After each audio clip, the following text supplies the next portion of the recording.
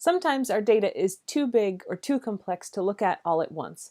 And so Facets and Views talk about different ways that we can pare down what we're looking at to get better insight into the data. This is covered in chapters 11 and 12 of Visualization, Analysis, and Design.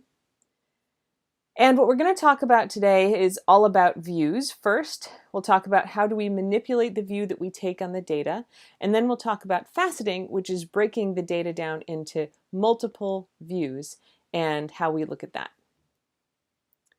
So if visualization is the visual structure plus the interactive component, then what we're going to focus on today is the visual structure of the visualizations.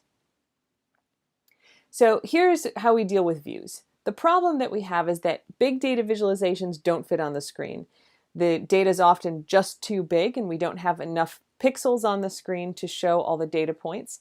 Sometimes the data is not even necessarily that big, but it's very complex with lots of different attributes, and there's no easy way to just show all of it at once, such that people can get insight from the visualization. So the solution is to change the view to accommodate all the data. It may be that we use interactivity to change the view over time, so we could use sliders, we could rotate the view that we're taking.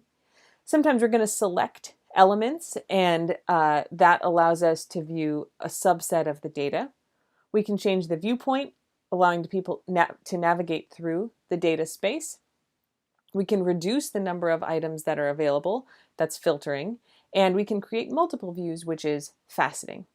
We're going to talk about different strategies, some in this lecture, some in other lectures, and we've actually touched on a few of these before, but we're going to bring it all together today. So let's start by talking about views.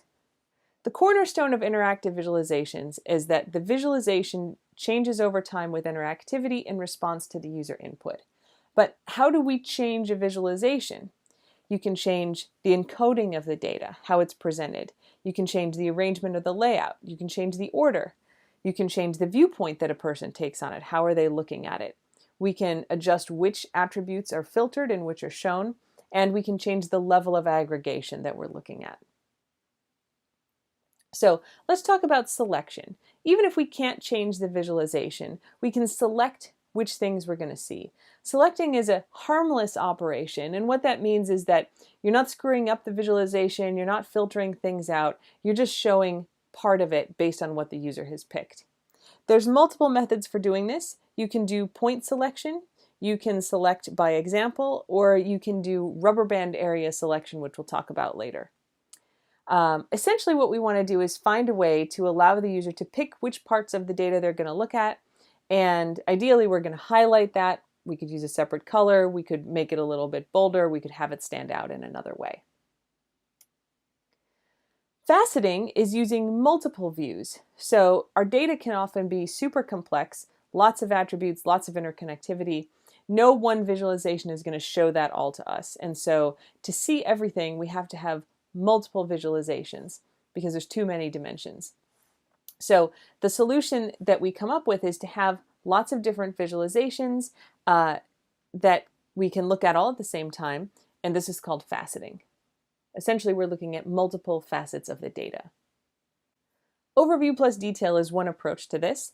So in overview plus detail, you provide two views at the same time. A detailed view, which is kind of close up, and then an overview, which is like a bird's eye view. Maps are a common place that you see this, where you have the majority of the screen filled with the zoomed in view, and then in the corner you have a zoomed out view with a little window that indicates where you are. So it allows you to have context of the bigger, more complex data while you're zooming in and focusing on a smaller space. The negative part of this approach is that it splits your attention. You're kind of visually jumping back and forth between the main zoomed in view and then where you are in the zoomed out view. But the positive is that you can see both the overview and the detail at the same time, so it allows you to maintain some context without having to pan around and figure out where your zoomed in view is positioned in the larger space.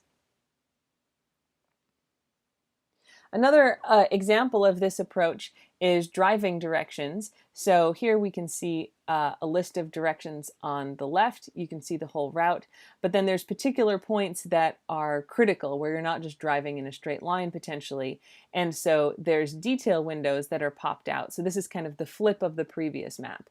Instead of seeing the zoomed in view as the main one with the overview kind of popped out in a smaller space, here we see the zoomed out view is the main thing, and then there are little pop-outs that show us different points on that map that are going to be important.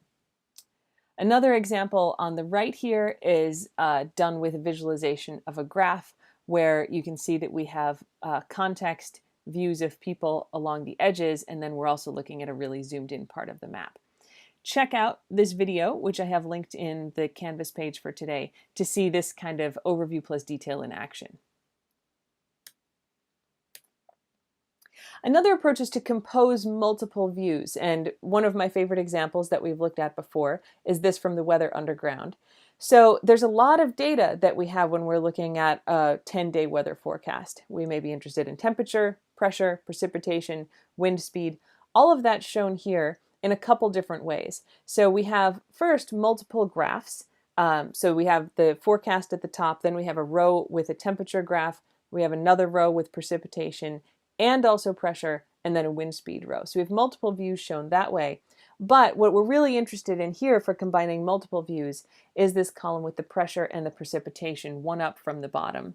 That row puts multiple views together in the same visualization. So we have pressure, and you can see the pressure y-axis is shown on the right, and we have precipitation chance. The scale for that y-axis is shown on the left. And so we can easily look at and process all of that data together in that one view row. More broadly, we can think of this as an instance of multiple charts, what we were just looking at on the Weather Underground, where you have lots of charts shown together. And there's some techniques that are used to help us see all of this data at once. So here we have a bunch of lines on the top, and then we have this weird chart in the middle that has a bunch of data, but the colors are a little bit confusing, right? We actually have some coming into the foreground and the background. So this is something called a braided graph. So imagine we have two series, A and B. We want to show those together. We want to overlap them. So if we do that, we've got a little transparency in this view, and you can see that there's places where A overlaps B, and then B pops out from behind A. But sometimes A completely hides B, like in the middle. And so to make sure that we can see all of it, we put those together. And essentially what happens here is that if one line of data is occluding the other, we move the color of the occluded one into the foreground. So basically whatever's smallest is shown in the foreground. And so you get these interweaving graphs where the yellow line represents one thing, the kind of tan line represents another, but which one is shown in front varies based on which might be occluded by the other data. I question how effective these are, personally. I think it's really confusing to be switching between the colors, but with practice you can probably tell the difference. Brushing is another technique that can be effective. So multiple views are common. We have these in like dashboards, or there's multiple windows open. But what if we want to see correlations across views? So I'm looking in one window and I'm interested in a particular point of data or a particular series, and I want to see how that's connected in the other views. Brushing is the solution of this. It basically extends the selection from one window into the other window. So essentially the views are all linked together, and if I look at information in one space, I see where that's connected in the other spaces. This is a really common idea in visualization. One place that we've already seen it is in this Gapminder Wealth and Health of the World. And if we flip over to take a look at that, how brushing works here, let's say we're looking in the map of the world over here. If I mouse over a continent, it highlights those countries in the main visualization. You can see them flashing. We'll do it here with Asia. And so the selection that I've made on the map is reflected in the main visualization. Similarly, if I go down to the countries, if I mouse over a country, it shows me both in the world view, which continent I'm on, and in the main view, which country I've selected. And so brushing is exactly this, where I make a selection in one of the views, and it's reflected in the other views. So it allows us to connect those visualizations through selection. Navigation is also an important part of this. So lots of visualizations are bigger or have more detail than you can see in one screen. A map is a clear example of that. So navigation is controlling the view portion and size. So basically, what's the size of the window that you're looking at? And then along with that, you want to be able to zoom and pan. These are the most common navigations. And this is something that, of course, you're very familiar with using maps. That obviously there's a ton of detail on a Google map. You can't see it all in one view unless you're zoomed in all the way. And so you want to be able to zoom in and out. And then you want to be able to pan to move across the views into data that's off screen. And you can do that with nice animation in a Google map, something you're all used to. So to sum up, manipulating views allows us to change, select, and navigate through the data. Faceting our data allows us to break that data into multiple views. And so these two are used together, where we'll often break the data into multiple views. So we have faceted the data, we have ways to move through that, and then we also give people opportunities to manipulate those views and change what they're seeing.